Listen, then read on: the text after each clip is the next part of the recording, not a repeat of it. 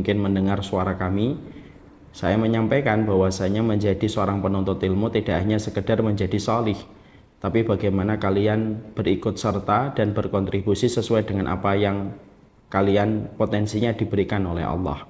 Kalau ada di antara kalian yang bisa membuat DKV, buatlah DKV. Pilih menurut kalian ustadz yang kira-kira menurut kalian paling layak untuk disokong dan diberikan kontribusi. Semoga dengan itu semaraknya dakwah itu bisa semakin tersebar kepada halayak kaum muslimin, karena bangsa ini butuh sekali orang yang menyuarakan kebenaran supaya bisa menjadi sebuah bagian dari keberkahan untuk bangsa kita, insya Allah. Itu luar biasa. okay. Terus izinkan kami belajar dan Ustaz bimbing kami di Madinah ya Ustaz. Amin. Kemahan ini tanggung jawab yang sangat besar bagi kami juga di sini. Iya, luar biasa ini Pak Dewa ini, Masya Allah. Allah berikan link, Allah berikan circle, Allah berikan sedikit rezeki yang lapang, dan insya Allah Allah berikan luar biasa orang-orang yang selama ini mendapatkan manfaat dari Islam Madinah.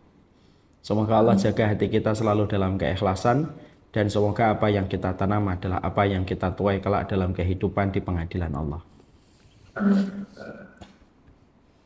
Iya. Oke, hari kita mulai kajian kita. Sebelum kita mulai kajian kita pada kesempatan sore kali ini, saya tidak lupa untuk mengingatkan kepada kita semuanya yang hadir. Mari kita tidak pernah letih dan tidak pernah lelah mendoakan negeri yang kita sangat cintai, negeri Indonesia, bangsa Indonesia, supaya negeri ini selalu dalam kondisi yang baik, dalam kondisi yang berkah, dan selalu terjaga dalam kebaikan. Semoga hari-hari yang kita lewati di tahun-tahun politik ini tetap menjadikan kita mengedepankan arti keberkahan bagi negeri dan bangsa yang kita cintai.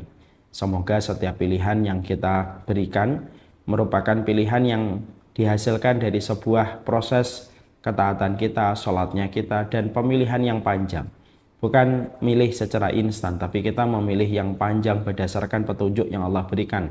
Sampai pilihan kita bukan hanya sekedar baik, tapi pilihan kita adalah tepat untuk bangsa yang sangat kita nantikan.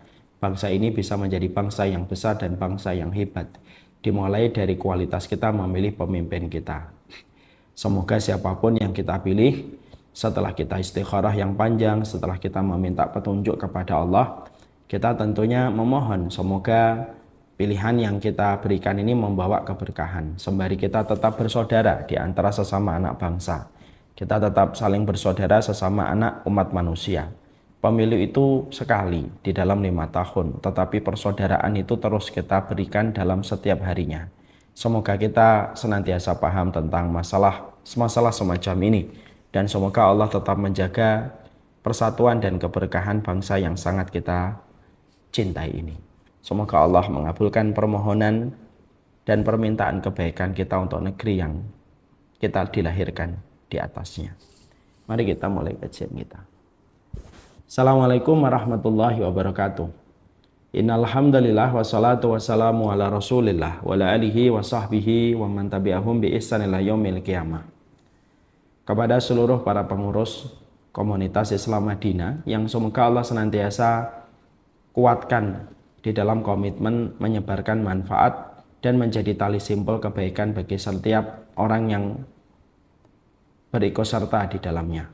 Kepada seluruh para penuntut ilmu, semoga kita senantiasa dikuatkan pundak kita, dilapangkan hati kita di dalam kesabaran, dikokohkan langkah kita di dalam menapak jalan kebenaran di tengah zaman fitnah. Semoga kita senantiasa terjaga dari segala macam fitnah, baik itu fitnah yang nampak ataupun tidak nampak. Semoga kita terhindarkan dari kebodohan, semoga kita terhindarkan dari jalan menyimpang, dan semoga Allah senantiasa memberikan kemudahan kita di dalam menjalankan kebaikan. Inilah yang menjadi harapan kita. Semoga kita termasuk orang yang diselamatkan pada zaman fitnah. Semoga kita tetap berkomitmen untuk mengikuti sunnah Rasulullah SAW. Walaupun kita belum pernah berjumpa dengan baginda Nabi SAW.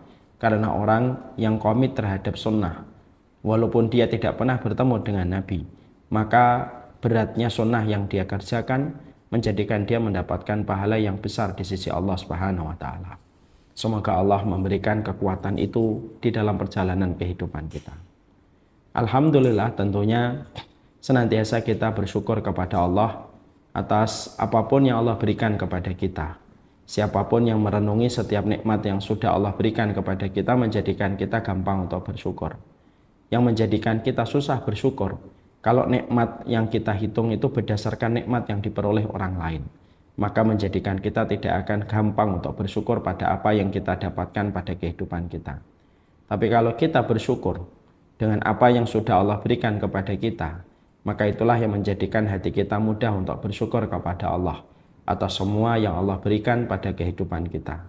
Allah mungkin tidak memberi apa yang kita butuhkan, Allah mungkin tidak memberi apa yang kita inginkan, tapi sejatinya Allah pasti memberi apa yang kita butuhkan.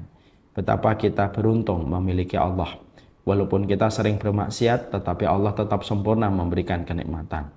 Berapa banyak manusia bermaksiat di dalam kamar, tetapi Allah tetap mengirimkan oksigen kepadanya walaupun di dalam kamar dia sedang bermaksiat.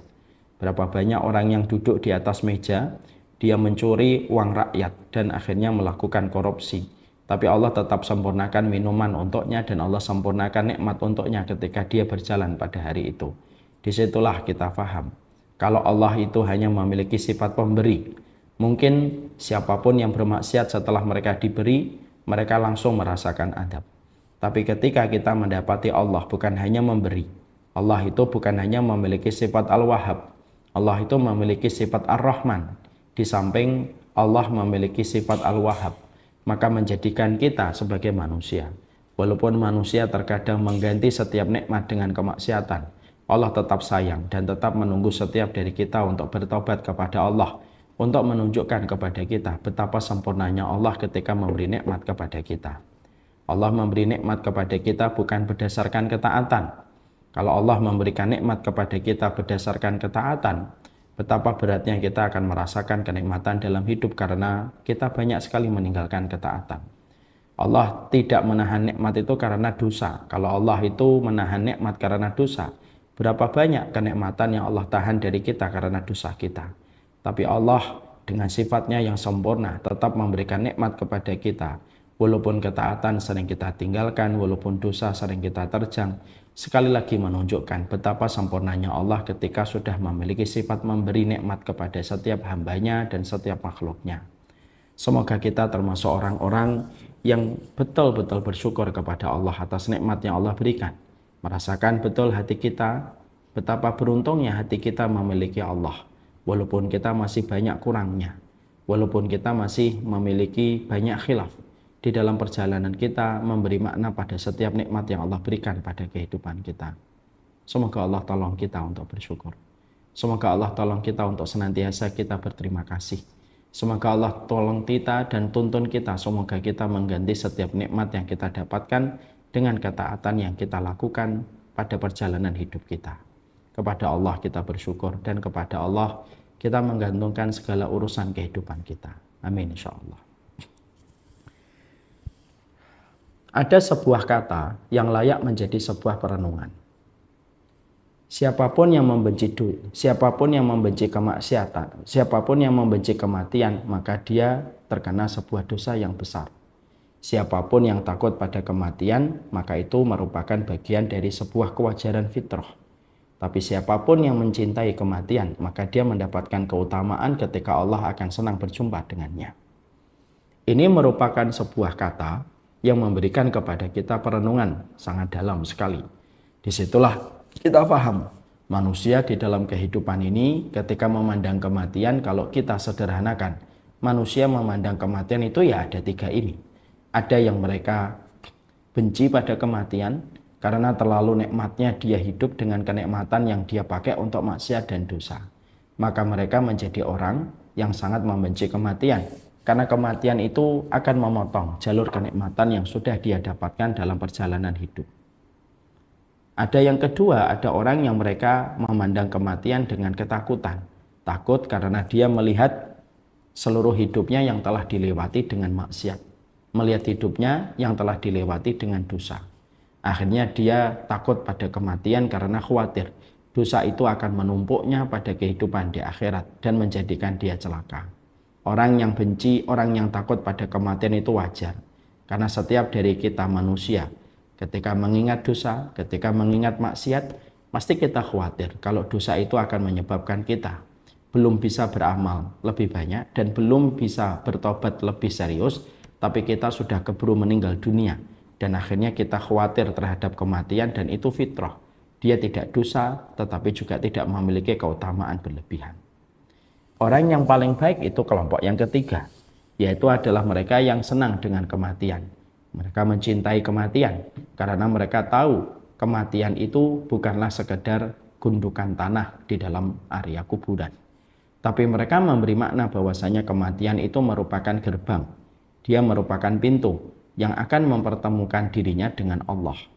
Dan dia senang sekali kematian itu ketika menjadi pintu yang akan mempertemukan dia dengan Allah. Maka dia mencintai kematian karena di balik kematian dia akan berjumpa dengan Allah Subhanahu wa taala.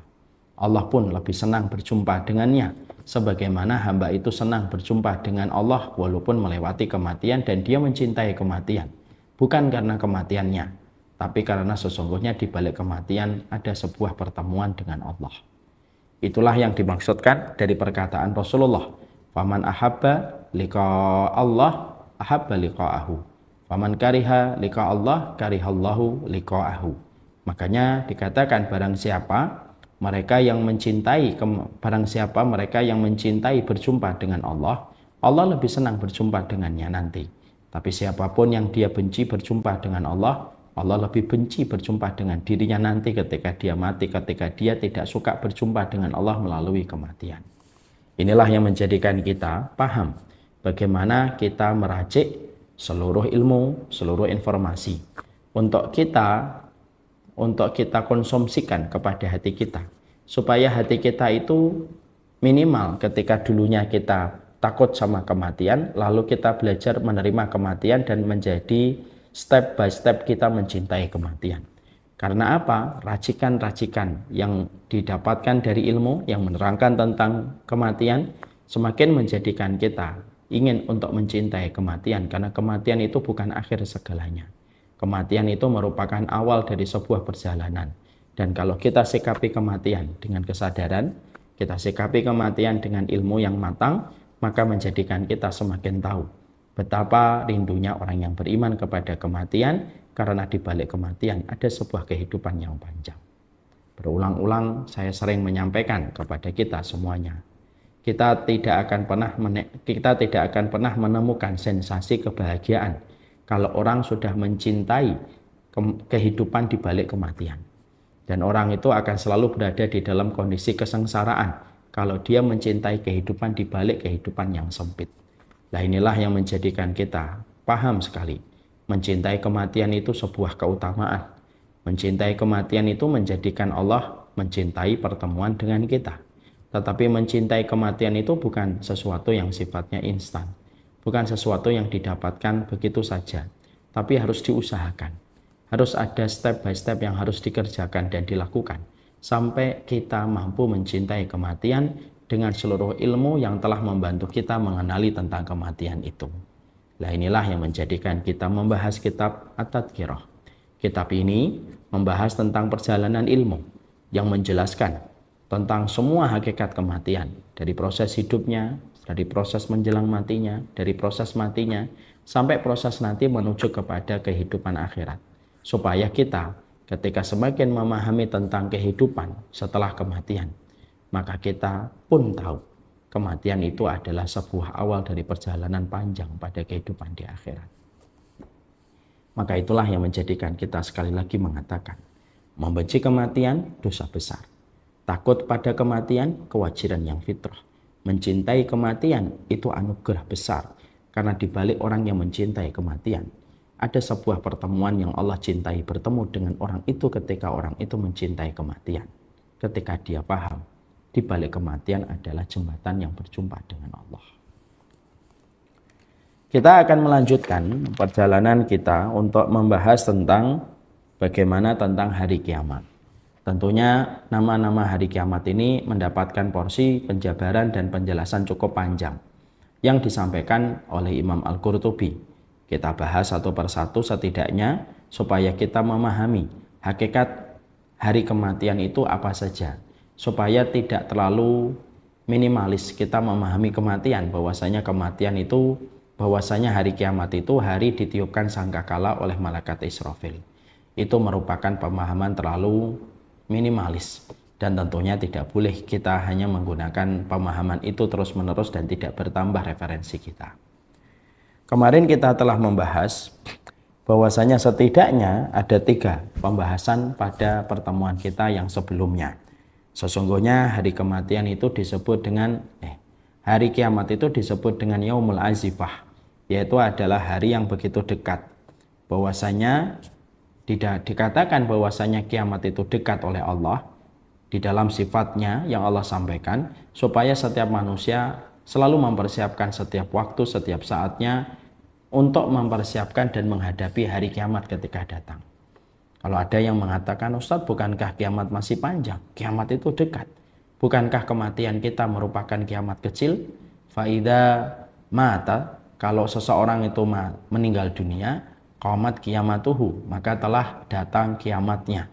Maka itu menunjukkan bahwasanya kiamat itu sejatinya dekat.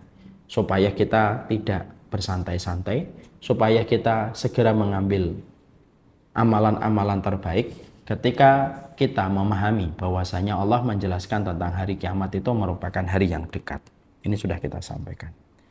Kemudian kita juga memahami bahwasanya hari kiamat itu adalah yaumul ma'ab, yaitu tempat kita kembali.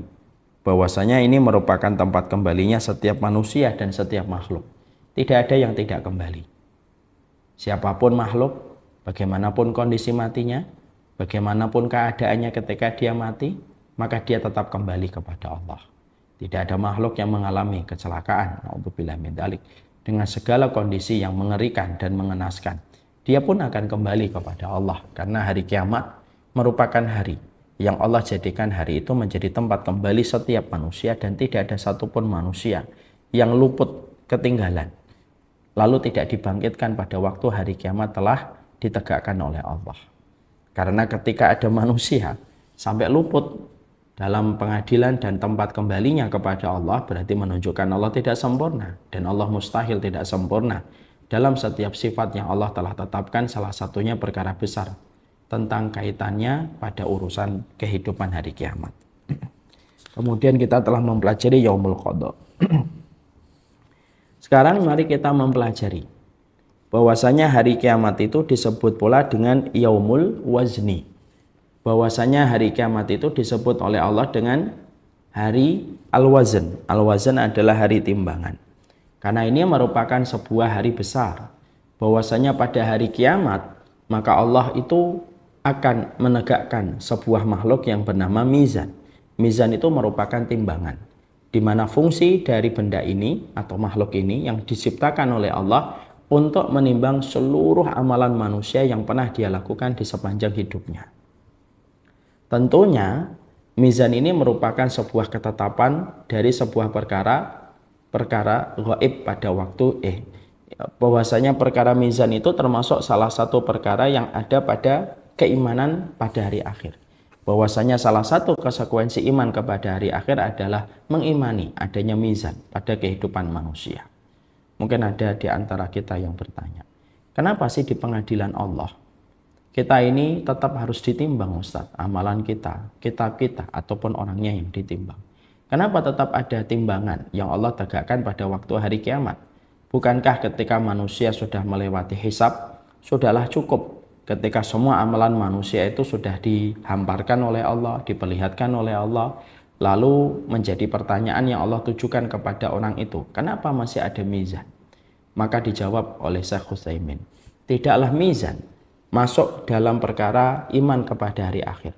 Dan mizan itu prosesnya setelah manusia melewati hisab di hadapan Allah, lalu beralih menuju kepada mizan.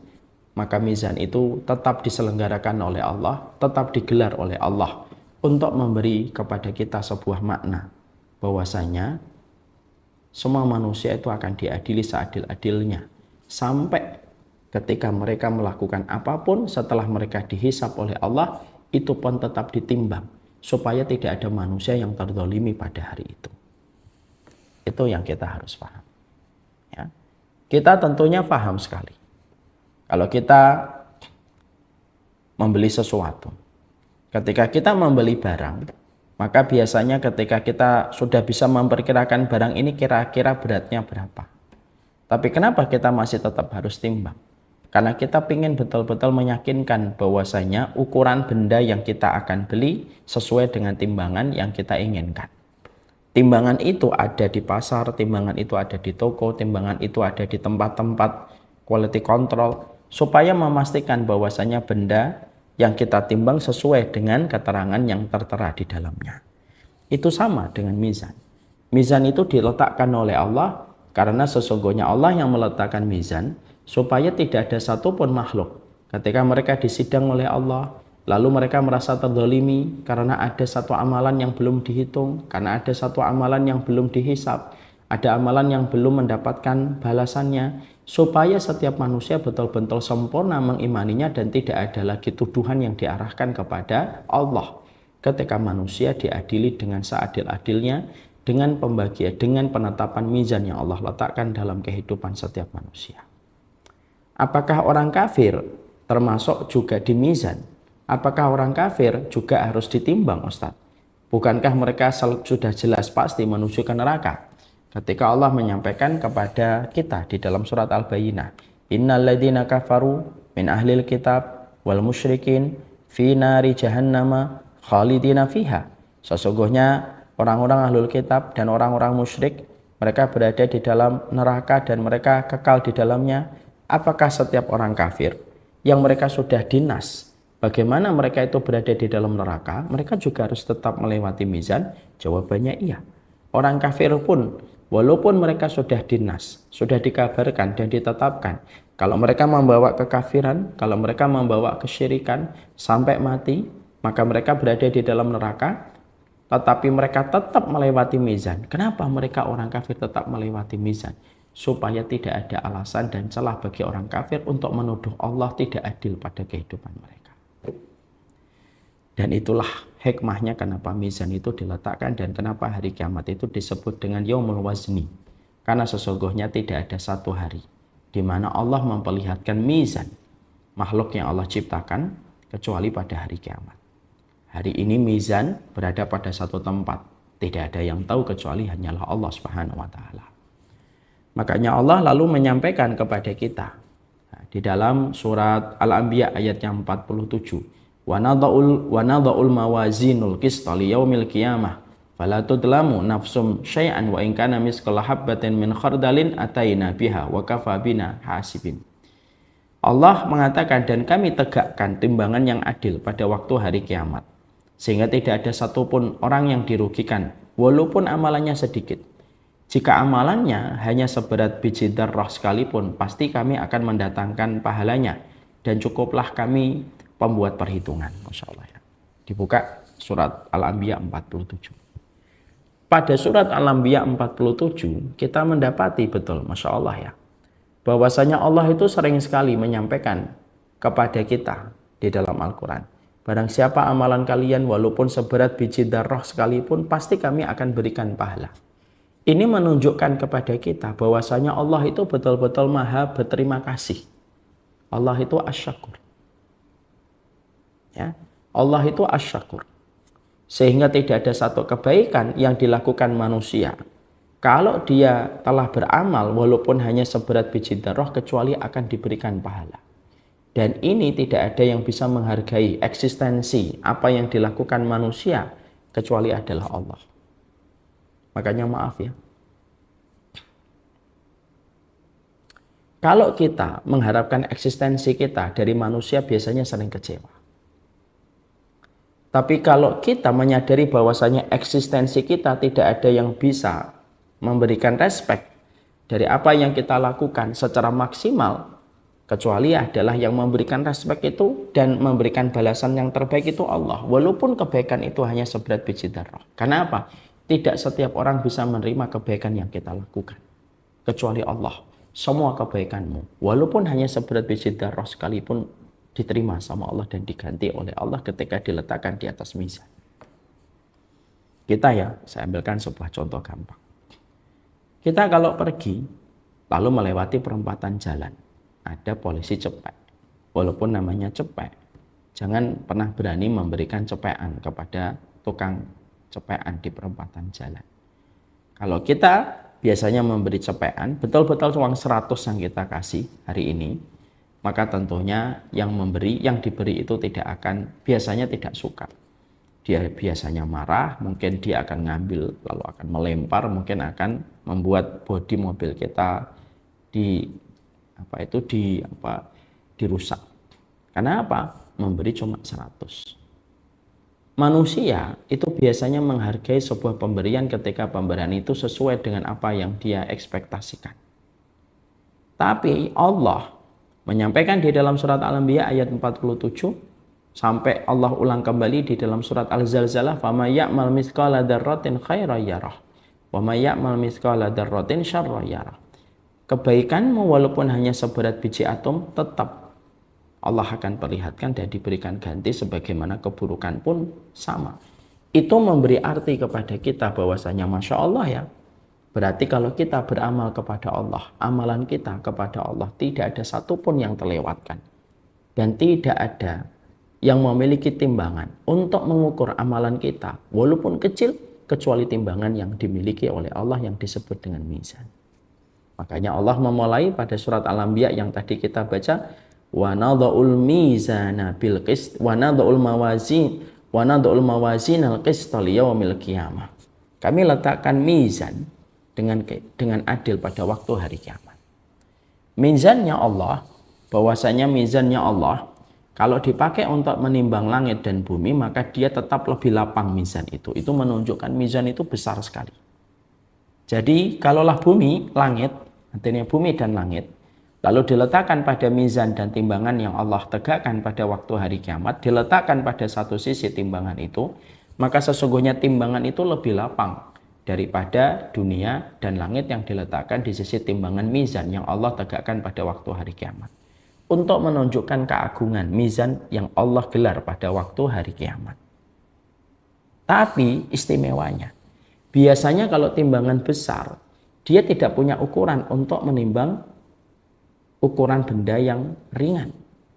Karena apa? Karena biasanya yang dinamakan mizan, yang dinamakan timbangan dalam konteks kehidupan di dunia, timbangan pada konteks kehidupan di dunia, timbangan besar itu biasanya tidak bisa untuk menimbang barang-barang yang kecil. Contoh, ketika kita memakai timbangan beras, tahu timbangan beras yang biasanya dulu orang tua berat itu timbangan beras yang 100 kilo, 1 kuintal gitu. Maka kalau dia dipakai untuk menimbang benda yang kecil, contohnya kacamata gitu, kita letakkan itu. Maka timbangan beras itu tidak bisa menunjukkan angka pastinya berapa ukuran dan berat dari kacamata ini. Kenapa?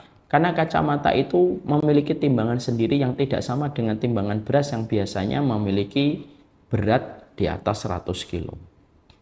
Jadi kalau kita letakkan kaca di timbangan beras tidak bisa mendeteksi beratnya kaca ini karena terlalu ringan bagi timbangan beras.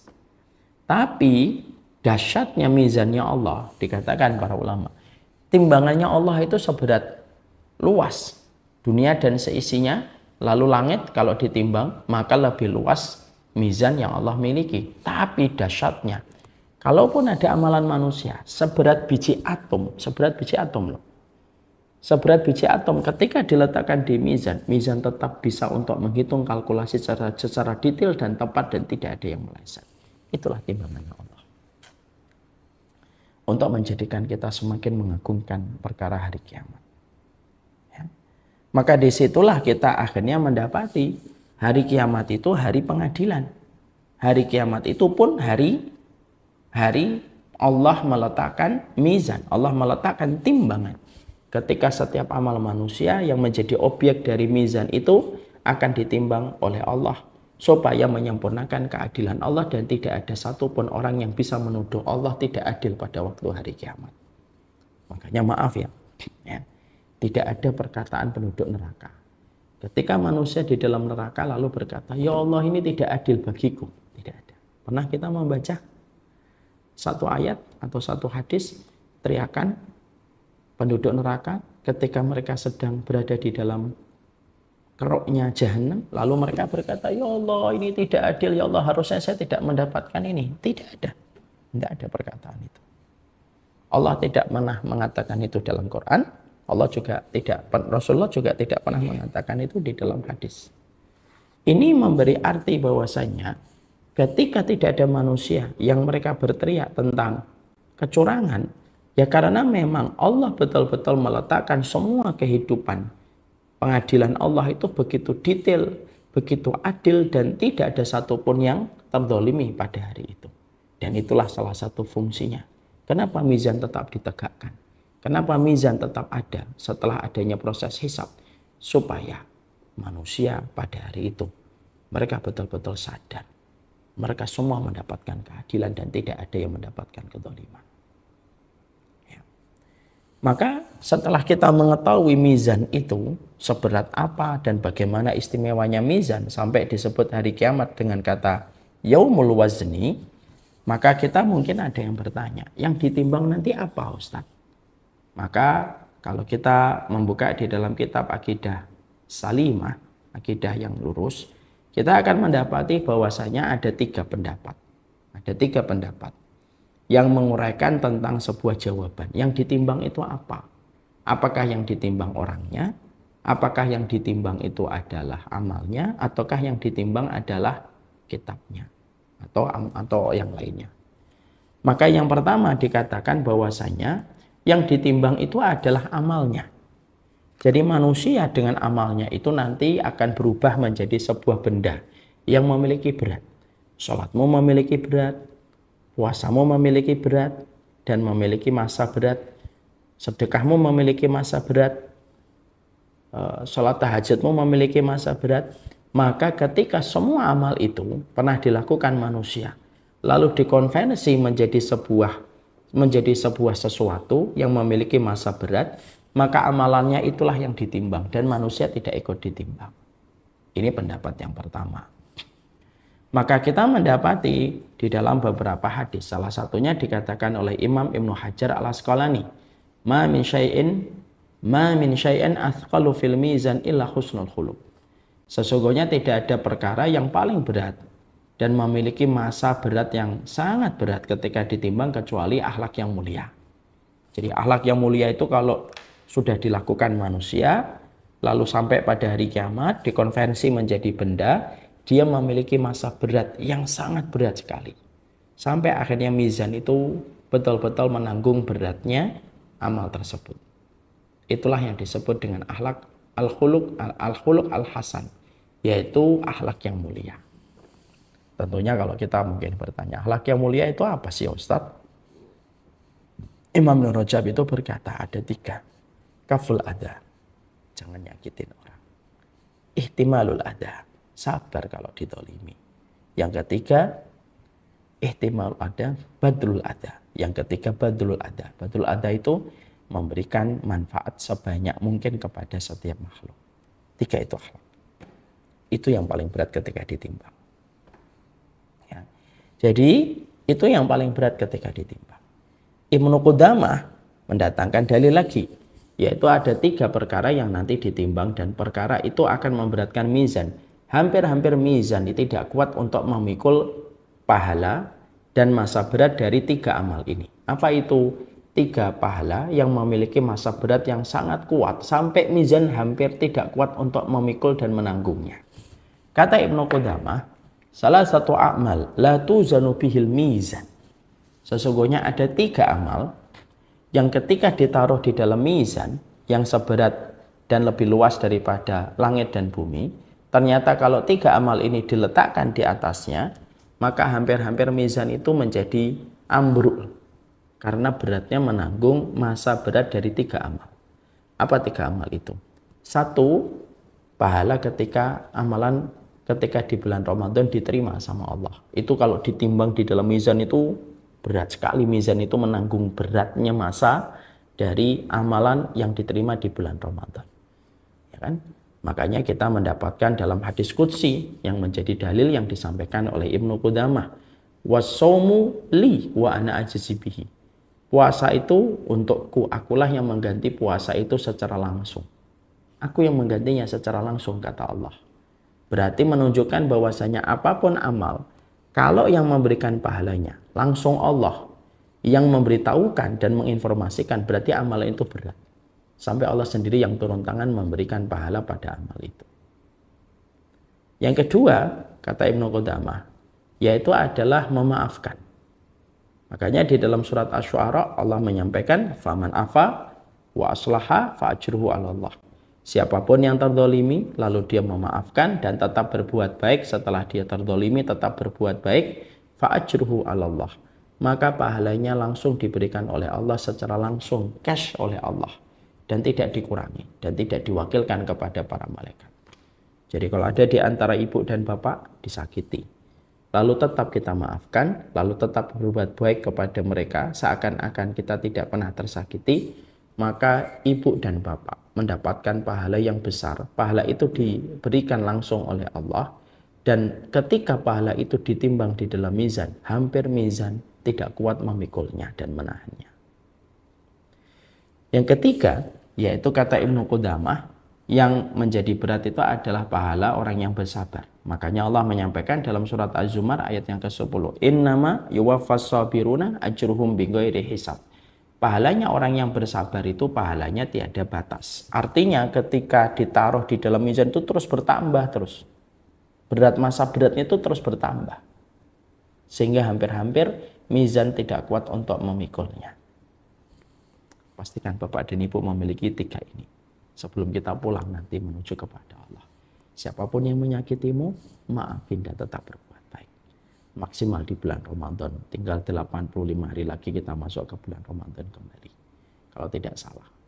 Dan yang penting juga sabar dalam menjalani setiap perjalanan hidup rumah di dalam kehidupan kita. Maka itu menunjukkan kepada kita, perkataan Ibnu Hajar, perkataan Ibnu Qudamah merujuk kepada kita tentang satu arti, bahwasanya ketika manusia nanti setelah mereka melalui proses pengadilan Allah, berjumpa di dalam hisab, maka proses selanjutnya adalah ditimbang. Dan ketika yang ditimbang itu bukan orangnya, tetapi amalannya. Dan amalan kita akan menjadi satu benda pada waktu hari kiamat dan memiliki masa berat. Dan masa berat itulah yang akan menentukan beratnya pahala yang kita peroleh. Ada tidak orang yang mereka ketika pada saat itu tidak mendapatkan amalnya ditimbang? Ada, tidak ada amalan yang ditimbang. Sholatnya tidak ditimbang, puasanya tidak ditimbang. Siapa mereka?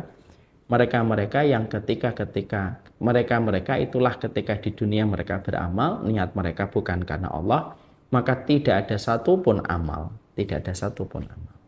Kalau tidak diniatkan untuk mencari keridhaan Allah yang mampu ditimbang di dalam mizan.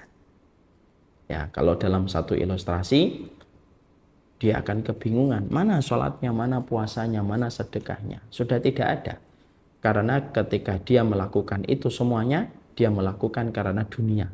Dan dia sudah mendapatkan dunia. Dan tidak ada lagi yang bisa ditimbang di dalam mizannya Allah pada waktu hari kiamat.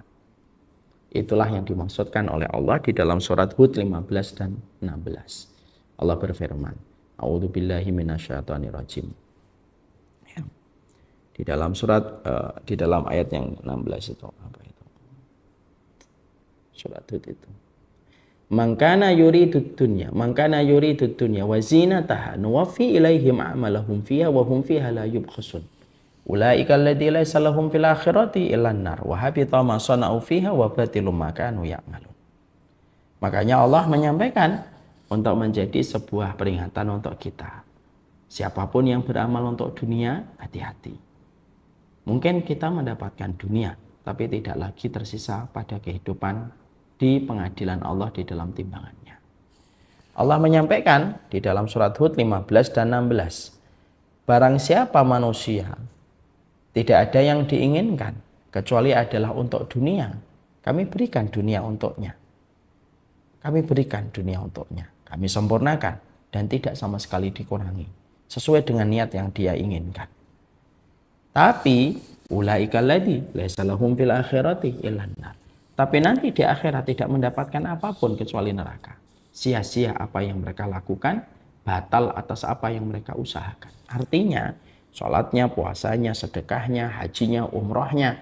Ketika semuanya diniatkan untuk dunia, tidak bisa dikonvensi menjadi benda yang memiliki massa berat dan tidak bisa ditimbang. Ya, itu hati-hati sama hati kita. Semua perkara itu sesuai dengan niat yang kita tanam. Makanya semoga kami para dai berdakwah semata-mata karena Allah. Setiap komunitas-komunitas yang bergerak di dalam dakwah semuanya karena Allah. Tergelincir niat sedikit saja, tidak ada yang tersisa di dalam mizan yang bisa ditimbang dari amalan kalau sudah tercampuri dengan niat selain Allah.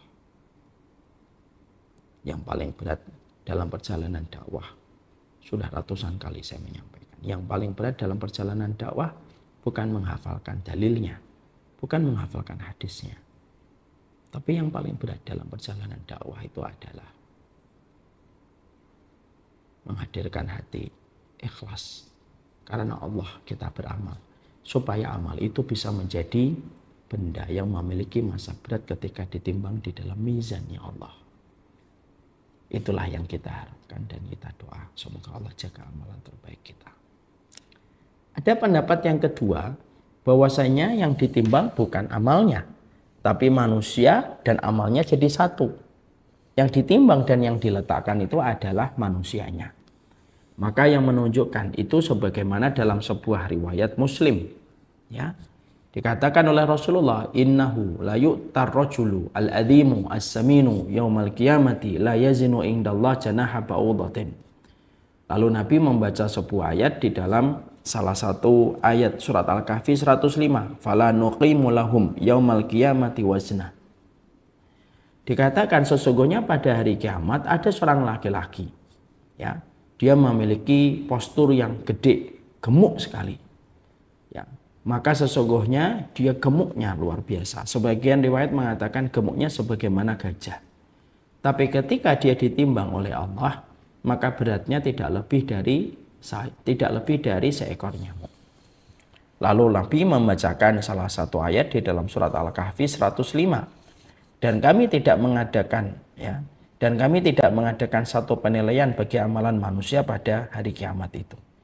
Ini hadis riwayat Bukhari dan hadis riwayat Muslim ini menggambarkan kepada kita pendapat yang kedua, yang ditimbang bukan akhlaknya, yang ditimbang bukan pahalanya, yang ditimbang bukan amalnya, tetapi yang ditimbang adalah manusianya. Ini pendapat yang kedua. Pendapat yang ketiga yaitu adalah pendapat ketika yang ditimbang itu adalah lembaran-lembaran catatan yang dituliskan oleh malaikat raqib dan atid. Maka lembaran yang ditulis oleh malaikat raqib ketika mereka menjadi saksi atas apapun yang kita lakukan, itulah yang ditimbang oleh Allah. Sebagaimana kita paham pada surat Qaf, ma yalfidhu min qaulin illa ladaihi raqibun atid. Dan tidaklah setiap manusia apapun yang mereka ucapkan, apapun yang mereka perbuat, kecuali mereka didampingi oleh malaikat raqib dan atid. Lah, setiap apapun yang ditulis malaikat raqib itulah yang ditimbang. Apapun yang ditulis oleh malaikat atid itulah yang ditimbang. Maka pada saat itulah kita mendapati inilah yang menjadi yang ditimbang oleh Allah Subhanahu wa taala. Dalilnya yaitu sebagaimana kita mendapati dalam riwayat Abdullah bin Amr bin As, bahwasanya Allah membebaskan seseorang dari umatku di hadapan seluruh manusia. Ada satu manusia yang dibebaskan dari api neraka.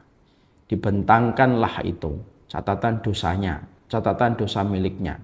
Bahwasanya ada 99 lembar dan setiap lembarnya berisi dengan dosa sejauh mata memandang. Dan dia memiliki 99 lembar.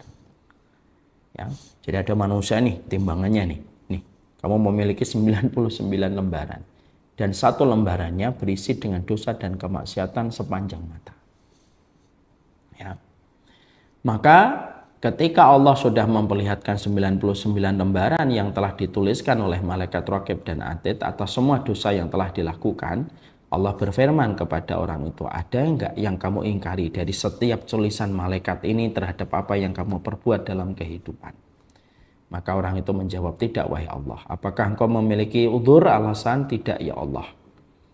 Lalu Allah berfirman, Sesungguhnya engkau memiliki satu kebaikan di sisiku, dan sesungguhnya hari ini kamu tidak dianiaya. Gimana ya, kita bayangkan 99 lembar, dan setiap lembarnya dosa sepanjang mata memandang. Saking begitu candunya dia kepada perbuatan dosa. Setelah Allah menanyakan, apakah kamu mengingkari? Dia menjawab tidak. Apakah kamu punya udzur dan alasan kenapa dosa itu kamu lakukan? Dia menjawab tidak dengan jujur. Lalu Allah mengeluarkan dari sisinya satu. Lalu Allah mengatakan, dari satu kebaikan ini engkau tidak akan didolimi dan tidak akan disakiti. Maka dikeluarkanlah sebuah bitokoh kartu yang terdalamnya, yang ada di dalamnya sebuah kalimat, asyhadu alla ilaha illallah wa asyhadu anna muhammadar rasulullah. Lalu Allah berfirman, hadirkanlah timbanganmu. Maka orang itu berkata, ya Allah, apalah artinya kartu ini dibandingkan dosa dan gulungan dosaku dan maksiatku? Maka Allah mengatakan dan mengulang perkataannya, kamu tidak akan pernah didolimi dan tidak pernah disakiti. Maka diletakkanlah gulungan-gulungan itu pada satu daun timbangan, dan kartu bitokoh la ilaha illallah, artinya dia adalah tetap seorang muslim, diletakkan pada timbangan yang lainnya.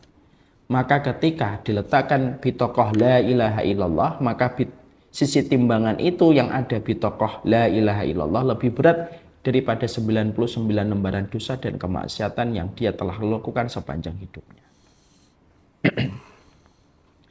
Maka itulah yang dipilih oleh sebagian ulama, bahwasanya yang ditimbang bukan manusianya, yang ditimbang bukan pula amalnya, tapi yang ditimbang adalah lembaran-lembaran yang pernah digoreskan malaikat raqib dan atid.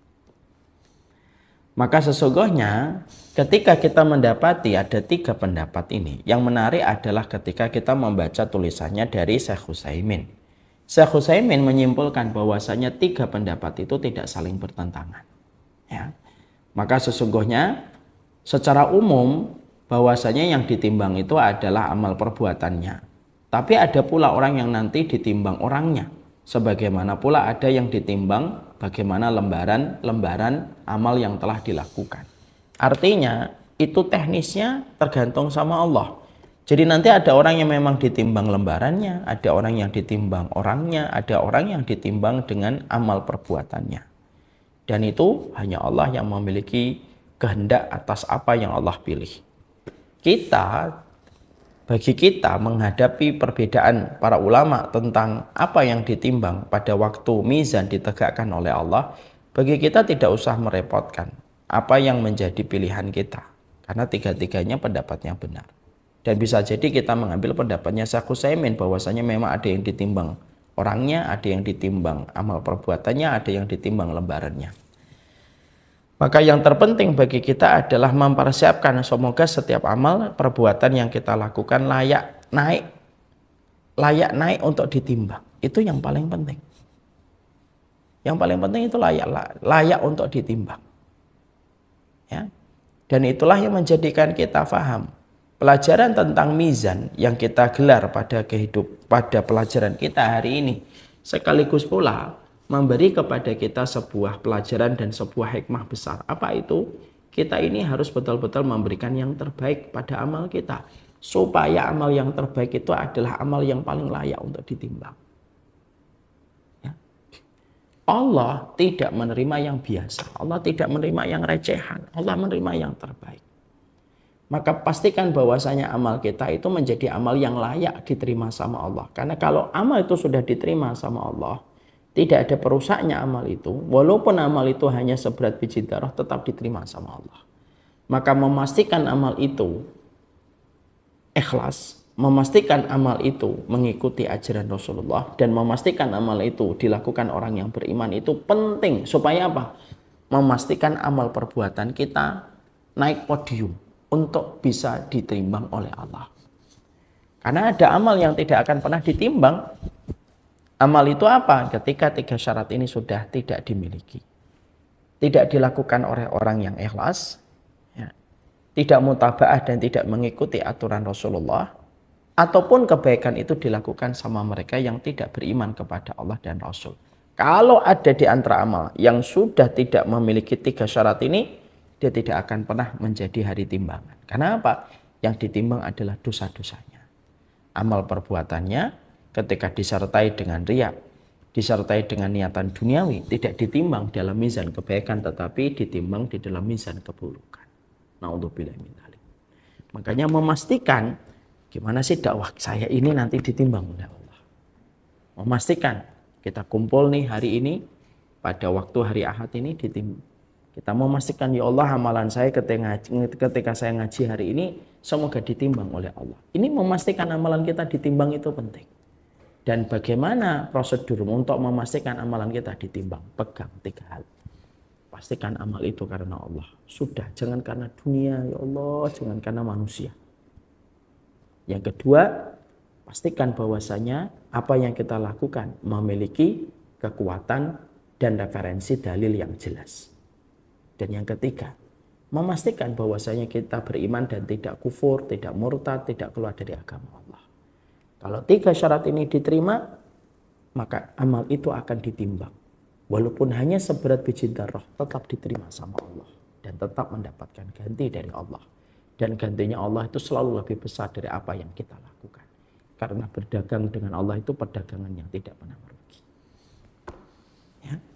Jadi itulah yang menjadikan kita memahami perkataan dari Ali bin Abi Thalib. Ali bin Abi Thalib pernah menyampaikan di dalam salah satu asar riwayat yang datang dari beliau. Kunu liqabulil amali asyaddu ihtimaman minal amal. Jadilah kalian orang yang selalu fokus memperhatikan amal kalian kualitasnya supaya dapat diterima oleh Allah. Amal itu apabila berkualitas itu jauh lebih penting daripada kalian beramal dan beramal, menambah dan menambah, tapi kalian tidak memperhatikan quality control dari amal yang telah kalian lakukan. Karena apa? Karena yang dibutuhkan itu betul-betul berkualitas. Kalau sudah berkualitas, walaupun hanya seberat biji atom, tetap diterima sama Allah. Itulah yang menjadikan kita paham dari kaedahnya mizan yang kita pelajari ketika nama hari kiamat itu Yaumul Wazni. Disitulah kita paham. Kualitas amal itu jauh lebih baik daripada kuantitas amal. Terlalu banyak tetapi ternyata banyak sekali yang merusaknya. Bisa jadi niatnya salah, bisa jadi karena tidak mengikuti petunjuk yang diajarkan oleh Rasulullah, atau bisa jadi karena dia tidak beriman kepada Allah. Maka itulah yang disebut dengan Yaumul Wazni. Ya. Makanya sekali lagi Yaumul Wazni itu sekali lagi memberi kepada kita tentang sebuah arti. Tidak ada orang yang terzalimi. Karena semua orang mendapatkan keadilan. Orang di dalam neraka, mereka merasa kesakitan, mereka menjerit, mereka minta tolong. Tapi tidak ada satupun penduduk neraka yang berkata, ya Allah, seharusnya saya tidak mendapatkan neraka. Tidak ada satupun yang berkata itu. Kenapa? Yaumul Wazni ditegakkan pada waktu hari kiamat. Sekaligus untuk membungkam mata yang mengingkari tentang pengadilan Allah, bahwasanya pengadilan Allah betul-betul adil dan tidak ada satupun yang luput dari pengadilan Allah, dan tidak ada satupun yang mendolimi kehidupan manusia kalau dikumpulkan di hari kiamat. Itu yang kita dapatkan. Yang selanjutnya disebut pula bahwasanya hari kiamat itu disebut dengan Yaumul Hakim. Ya. Kenapa disebut dengan Yaumul Hakim? Yaumul Hakim itu disebut dengan mandul. Ya. Kenapa Allah menyebut hari kiamat itu dengan Yaumul Hakim, hari yang mandul? Karena memang pada dasarnya pada saat ketika manusia melewati proses demi proses dari hisabnya Allah, dari pengadilan Allah, maka pada saat itu manusia itu betul-betul tidak ada manfaatnya hubungan anak dan orang tua dan kekerabatan. Karena semuanya mereka nanti sibuk dengan urusan mereka masing-masing. Pada saat sementara waktu di pengadilan-pengadilan pertama. Ya. Maka sesungguhnya Yaumul Hakim ini merupakan sebuah penamaan yang Allah berikan.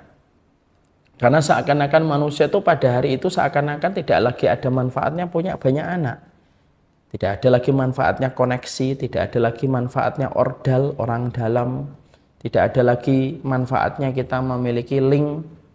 Tidak ada lagi. Makanya disebut dengan Yaumul Hakim. Yaum, hari mandul. Karena semua hubungan yang dulu kita dapatkan di dunia itu tidak bermanfaat pada waktu hari kiamat. Pada waktu proses semua itu diadili oleh Allah. Makanya Allah menyampaikan di dalam surat Asy-Syu'ara Ayat yang ke-88. Yauma la yanfa'u malun wala banun illa man atallah biqalbin salim. Akan datang satu hari tidak bermanfaat mal, harta, wala banun, anak-anak yang kita miliki, kecuali mereka yang datang pada waktu hari kiamat membawa hati yang salim, hati yang bersih. Lah itu memberi arti kepada kita, berarti pada waktu orang itu dihisap oleh Allah, ketika orang itu berada pada kondisi dia ditimbang oleh Allah, semua itu fokus pada dirinya sendiri. Semua itu manusia, mereka sedang sibuk pada urusan masing-masing. Anak tidak memikirkan orang tua dulu pada saat dia masih diadili oleh Allah. Nanti kalau anak itu soleh sudah di depan pintu surga, lah baru pada saat sudah di depan pintu surga baru ingat orang tuanya. Tapi pada saat ketika di hadapan pengadilan Allah, hubungan semua yang kita pernah dapatkan di dunia menjadi hilang. Seakan-akan sebagaimana orang mandul yang tidak punya anak. Karena apa? Anak-anak kita nanti sibuk dengan urusan kita dan tidak akan memanggil papa, bapak, abi. Tidak akan manggil begitu. Karena apa? Dia sibuk dengan urusan yang dia harus hadapi. Kita tidak akan manggil bapak, Masya Allah, ketemu di hari kiamat. Tidak. Karena apa? Semua bertanggung jawab sama dirinya sendiri. Makanya Allah tegaskan tadi, tidak ada yang bermanfaat. Hartamu, anak-anakmu, kecuali orang yang datang membawa hati yang saling. Ya. Makanya akhirnya disebut dengan Yaumul Hakim, hari mandul. Karena pada saat itu seakan-akan manusia itu, seakan-akan mereka itu mandul, tidak memiliki apapun keturunan. Ya. Karena kita tentunya paham dari kabar Rasulullah. Ada salah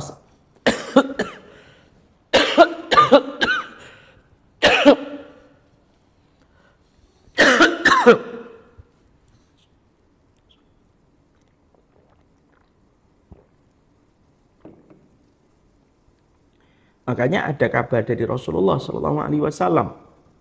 Ya.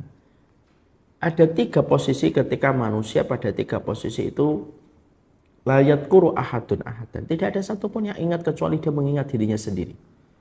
Ketika hisab ditegakkan oleh Allah, pada saat itu tidak ada yang ingat kecuali diri mereka sendiri masing-masing. Yang kedua, ketika pembagian kitab, tidak ada yang ingat siapapun kecuali ingat dirinya sendiri. Dan yang ketiga, ketika melewati di atas sirat, tidak ada yang ingat siapapun kecuali dirinya sendiri. Nah, itulah yang menjadikan pada saat 3 perkara inilah orang tidak ada yang ingat siapapun. Tidak ada yang ingat apapun tidak ada yang ingat circle-nya, orang dalamnya, link-nya, hilang semuanya. Pada 3 kondisi ini. Ketika hisab, pembagian kitab, dan ketika melewat di atas sirat. Nah, itulah yang menjadikan akhirnya kita paham. Makanya disebut salah satunya dengan Yaumul Hakim, yaitu adalah hari mandul. Karena seakan-akan pada saat itu tidak ada anak yang bisa membela kita, dan kita pun tidak bisa memberikan pembelaan kepada anak kita. Yaumul Hakim. Kemudian yang berikutnya kita mendapati Yaumul Asir. Apa itu Yaumul Asir? Itu termasuk salah satu nama hari kiamat. Insya Allah ini akan menjadi pembahasan kita berikutnya. Semoga Allah memberikan keberkahan pada urusan kita dan kita mempelajari berarti Yaumul Waznu. Jadi Yaumul Waznu itu kita belajar dari semua kesimpulannya adalah hari kiamat itu adalah hari pengadilan. Kenapa pengadilan itu ada mizan? Dan mizan itu merupakan makhluk yang sangat agung, yang apabila dunia dan langit diletakkan pada mizan, maka tentunya mizan lebih lapang daripada dunia dan langit itu. Maka supaya tidak ada lagi kedzaliman ketika mizan pun ditegakkan. Makanya tidak ada satupun perkataan manusia di dalam neraka yang merasa didolimi. Orang kafir pun tetap melewati mizan dan dia tetap ditimbang. Siapa yang ditimbang dan apa yang ditimbang? Ada sebagian ulama yang mengatakan yang ditimbang orangnya. Ada yang mengatakan ditimbang amal solihnya. Karena amal solihnya nanti menjadi benda yang dikonversi memiliki masa berat. Ada yang nanti ditimbang itu adalah amal, yaitu lembarannya. Dan kata Syekh Utsaimin, 3-tiganya benar. Ada orang yang ditimbang amalnya, ada orang yang ditimbang orangnya, ada pula yang ditimbang lembarannya. Disitulah kita mendapati bahwasanya mizan itu luar biasa. Timbangan yang agung, timbangan yang berat, tapi mampu untuk menghitung masa satu benda yang sangat ringan sekali walaupun seberat biji atom. Di situ kita mendapati pelajaran pula. Tidak setiap amal mendapatkan kesempatan naik podium ditimbang di dalam mizan. sampai betul-betul amal itu terjaga dari segala macam perusaknya. Dan perusak amal itu ada 3. Kalau dia tidak beriman, amalnya, kebaikannya rusak. Mau bangun masjid, mau sedekah, mau ngasih anak yatim, tapi kalau tidak beriman rusak. 2, tidak ikhlas karena Allah. Niatnya untuk dunia, niatnya untuk pujian. Dan yang ketiga, tidak mengikuti Rasulullah. Kalaupun tidak mengikuti Rasulullah, tidak bersandar kepada para ulama yang memiliki kompetensi yang luar biasa dalam ilmu, lalu dia melakukan amal hanya berdasarkan kesimpulan dia sendiri dan menyeleweng dari apa yang diajarkan oleh Nabi, tidak akan diterima sama Allah. Maka memastikan amal kita naik podium sehingga layak mendapatkan kesempatan untuk ditimbang, itu merupakan salah satu tugas terberat kita sebagai manusia. Nama hari kiamat yang lain disebut Yaumul Akim, hari mandul, karena seakan-akan manusia pada hari itu mereka mandul. Tali kekerabatan, tali kekeluargaan yang dimiliki di dunia, pada 3 kondisi hari kiamat mereka tidak saling ingat. 1, ketika sedang dihisab. 2, ketika pembagian kitab. Dan yang ketiga, ketika melewati sirat. Semoga Allah memberikan keselamatan urusan dunia dan urusan akhirat.